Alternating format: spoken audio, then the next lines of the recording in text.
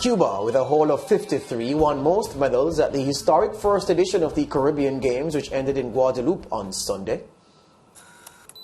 Puerto Rico, Trinidad and Tobago, Dominican Republic rather, and Jamaica rounded out the top 5 on the medal table at an event that featured up-and-coming athletes from 30 nations. Mariah Ramarak, yeah, she was at the event and spoke to the game's artistic director, Jake Unique, aided by his translator, Naomi.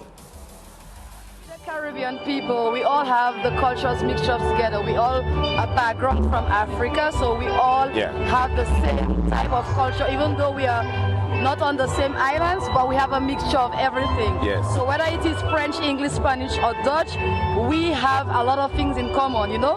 So having the Caribbean Games on the grounds of a French Caribbean island, that is the major big thing that has never happened. So it's just like a mini Olympic game. It is the mini Olympic Games. And knowing that our athletes will be someday at the Olympic Games, because you know how they call us in Guadeloupe? They call us Terre de Champions, which means the earth of champions. We have football champions, we have athletes who has already won a lot of gold and silver and all different type of medals in the Olympics. So we are definitely one of the places where you can have the most athletic champions. So yes, why not? One spectator, who gave her name as Lucy Warner, had high praises for the event. The entire game, I find it was fair played. I find it was really amusing. I did not have much opportunity to see all because I was babysitting, but it's really an advantage and a privilege to Guadeloupe having our first Caribbean Games, and we are excited. I hope it will be repeated, even though it's every 5 years or every 2 years. And I want it to continue in the Caribbean because it's wonderful meeting the Caribbean together, having a togetherness in the Caribbean. It's more accurate to say that she spoke glowingly about the event and had high praises for the organizers of the event. So, Mariah, you were there. Tell us all about it. Yeah, it was honestly an experience that I'll remember for a very long time. So I'll start with the opening ceremony, George, and it started with a bang. And I always believe that when something starts hot, it's going to end even hotter, right? So the quality of the opening performances, the parades, the artistic performances that we saw, the very best of Guadeloupe. So for me, and it had like fireworks and a lot of music, song, dance. It felt like a carnival, but obviously for a sporting event. So I was thoroughly impressed with that. And then the games began. And you would think that these are under 23 athletes. And, you know, okay, we don't know some of the names. These are athletes trying to make it to the top and whatnot. But the showing that we saw, and a couple of athletes breaking their personal best, you know, there was a point in time where Guadeloupe was struggling in their performance with netball. The Jamaican ladies decided to help them. So what we saw was a taste of competitive spirit, you know, sportsmanship, a good transition from junior athletes to the senior level. For me, I have to say, I was totally impressed. Thoroughly impressed.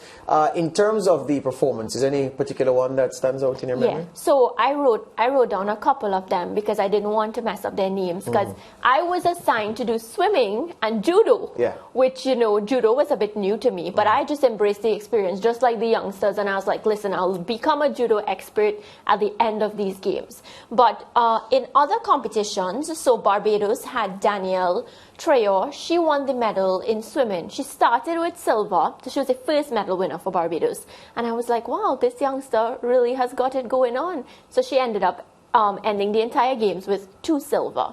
For Jamaica, Sabrina Lynn was dominating the pool in the 100-meter breaststroke final. She walked away with gold. And again, this is an under-23 athlete that has aspirations to, of course, take part in the Olympics and whatnot. So top stuff from her. Anthony Cox, he was on my flight back to Jamaica. I have a lot of time for him, because for a youngster to do so well at the 400 meters, and just listening to him, remember, it's a long flight and we're having conversations and I'm talking to him. He's telling me that he's going to Eugene very soon. He can't wait for the Commonwealth Games, and I had to tell him, well, you know, it's going to be on SportsMax, so we have to chat with you. Top stuff from the Jamaican athletes. What I was a bit disappointed, though, I expected more dominance in the sprints, sprint events from Jamaica, because, you know, I'm half Jamaican.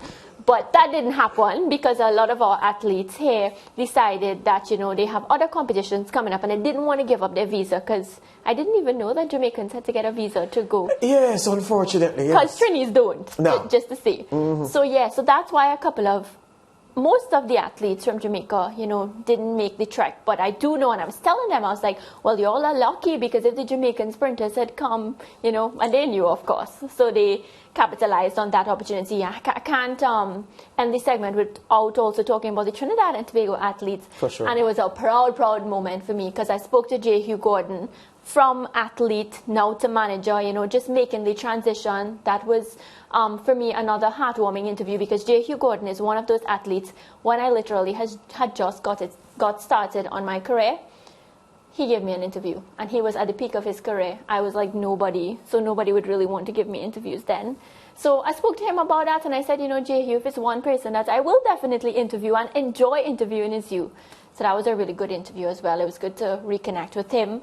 And then our 4x100 team won gold. By or you mean Trinidad and Tobago's? I have 2 hours. Just relax. Which is why I'm asking you to clarify. Yes. So TNT's 4x100. And 50-meter freestyle, Nikolai Blackmon. Honestly, George, to me, it was one of the major events that I've covered in my life. And I have to say congratulations to Canuck President Brian Lewis. Another Trini. Another Trini. So Trini's doing great things. And, you know, I'm very impressed by Brian, because when he spoke at the closing ceremony and the opening ceremony, he said a couple things that resonated with me as well. That, you know, they said he couldn't do it. When he wanted to have the event 2019, swine flu decided to wreck all his preparation. Then COVID-19 came out for him, and I'm sure there were many other hurdles along the way that, you know, he probably didn't talk about when it comes to technical aspects, getting the stadium, getting the pools and whatnot. But he told the youngsters that, you know, to rise above the challenge, and that if he can get the games going, you know, it's going to be bigger and better next time. Absolutely, absolutely. So you, did you see any of the 3-on-3 basketball? I didn't cover that, but I watched it on the app. Yeah. So, but I didn't get to go because I wasn't assigned. So your experience out of 10 would be a strong what? Strong 9, strong 8, what? 9. Strong 9. Because as I say, there are so many things, and I like to record things from memories and whatnot. There are so many aspects of it, George, that will live, and I think it's going to actually help me in my career moving forward. Because now I can talk about a sport, judo, that I had no experience in. I got the opportunity to speak to all the young judokas and whatnot. So for me, it's just a learning experience. But I can't wait for the next Caribbean Games. And that's going to be in 2025? I believe that's what, but they have a meeting coming up soon, and I want to see where it's going to be held and all these different things. All right, so Mariah is going to the next Caribbean Games, wherever it's held. Even if I have to go on my own. There you go. All right, we take a break here on the SportsMax. We'll be back with more after these.